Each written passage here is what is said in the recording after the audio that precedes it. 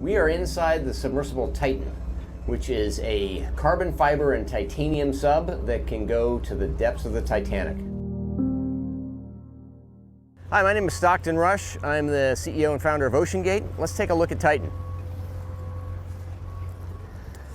So we're coming into the sub. This is the only toilet available on a deep diving submersible. Best seat in the house. You can look out the viewport. We put a privacy screen in, turn up the music, and it's very popular.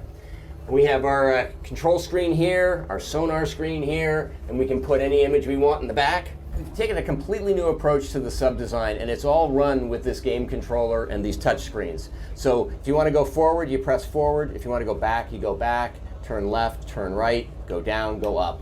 And it's Bluetooth, so I can hand it to anybody. And it's meant for a 16-year-old to throw it around, and super durable. We keep a couple of spares on board just in case. This is the second year we've been out to the Titanic.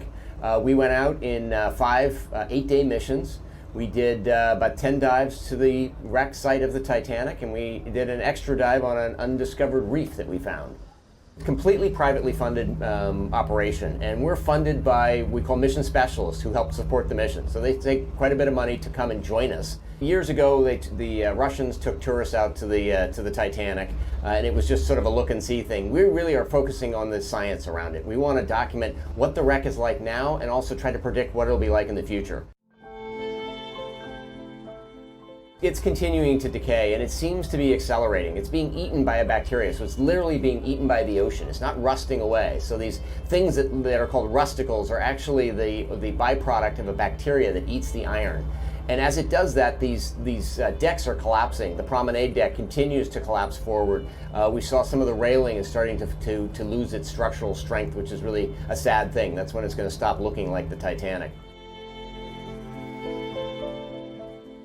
The interest in the Titanic is the reason we go there, because people are willing to fund this kind of exploration and science, and that gives a completely different research component that almost nowhere else in the deep ocean can you get funding to go back every year for decades and see how coral reefs develop, and see how metals decay, and see how currents change. I mean, that just, you can't justify that. No government will pay for that. Nobody wants to go back to just some old reef, but people do want to go back to the Titanic, and that's why we go, is because people want to go.